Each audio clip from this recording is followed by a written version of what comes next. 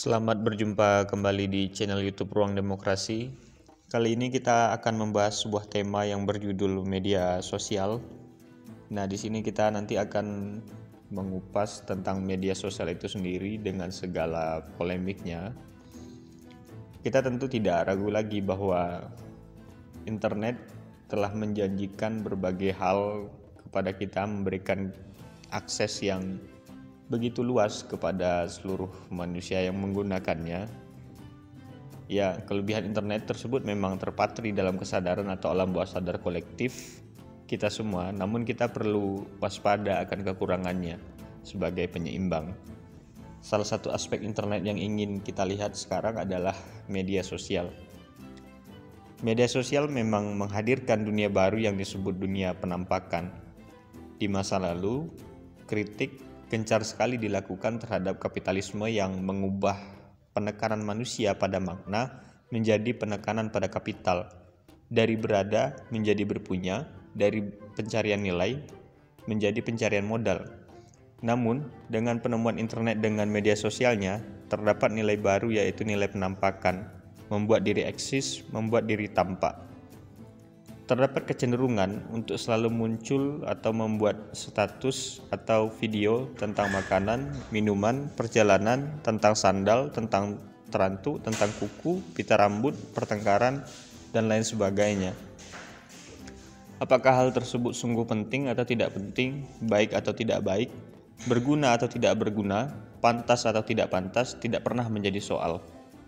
Terdapat moralitas baru yang ditawarkan bahwa apa yang tampak itu baik, sementara apa yang baik itu tampak.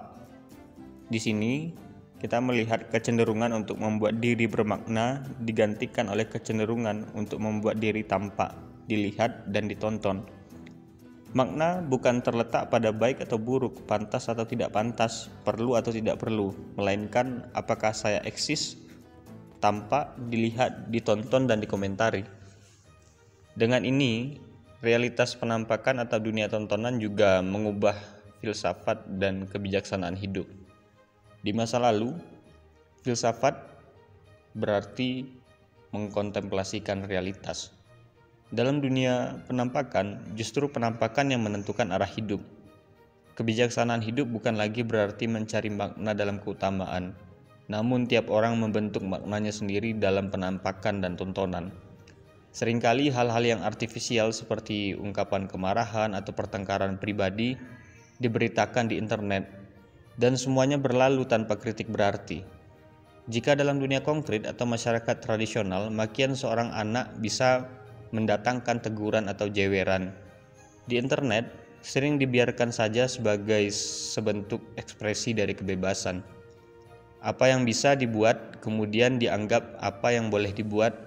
Apa yang bisa dipajang di dinding Facebook atau di dinding WA dianggap apa yang boleh dipajang, sehingga etika dan etiket sering digantikan oleh sekedar posibilitas. Pendangkalan ini berpengaruh pada soal intelektual. Terdapat banyak penulis ringan yang menulis dalam cara yang populer dan sangat mudah dimengerti, namun seringkali hal-hal ringan tersebut tidak pernah sedalam tulisan-tulisan yang serius. Ia mendalam dalam caranya sendiri, artinya bisa dibaca sekilas dan dimengerti.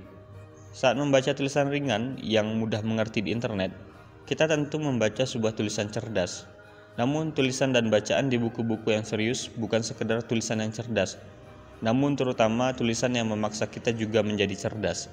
Artinya, dalam tulisan agak berat, panjang dan serius, kita butuh proses dan usaha keras memahami, menafsirkan, dan meresapkan hal tersebut dalam kesadaran kita.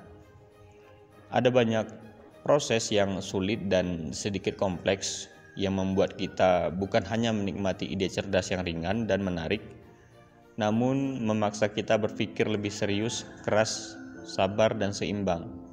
Jadi memaksa kita untuk melampaui kecerdasan kita seadanya dan membuat kita lebih baik.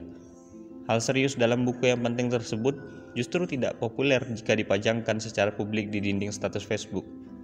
Ada juga banyak pemikir mendalam yang coba mengekspresikan pikiran mereka melalui internet, namun pada akhirnya supaya bisa diterima mereka memotong kedalaman, demi mempertahankan penerimaan dan popularitas. Akibatnya, dalam ungkapan terkenal, intelektual publik pun jadi lebih intelektual, namun semakin kurang intelektual. Lebih lanjut, dalam dunia penampakan tersebut, diskusi yang serius pun tidak mungkin dilakukan. Jika Anda paparkan soal dan bertemu dengan yang mengerti, maka diskusi bisa berjalan dengan baik. Namun jika orang tidak mengerti, maka sering terjadi kesalahpahaman dan pengulangan. Tetap hal ini dapat dipandang positif, karena bagaimanapun ada diskusi. Namun soalnya ialah bahwa budaya diskusi di internet masih jarang terlihat. Sebagian besar menghabiskan waktu di internet hanya untuk melihat, mengomentari satu dua hal, membalas satu komentar pada hal lain, tidak pernah serius dalam berdiskusi atau berdebat. Kemudian segera lupakan apa yang kita komentari dengan banyak komentar baru lainnya, sehingga tampak orang hanya senang bukan karena mempublikasikan sesuatu yang serius, namun sekedar tampak mengomentari dan dikomentari. Pada akhirnya muncul dua hal ekstrim. Jika komentar seseorang menyenangkan, maka sering puja-puji membahana. Jika tidak menyenangkan, maka orang bisa saja memaki-maki atau berbagai kata kasar yang tidak mungkin diungkapkan secara real dan langsung.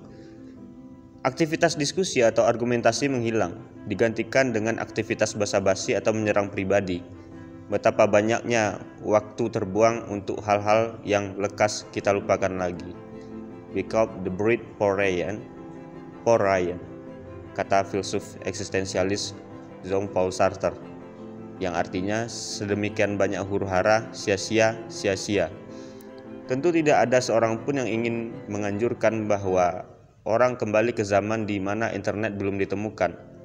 Namun, tetap bahwa suatu penemuan baru mesti juga punya awasan etis yang baru.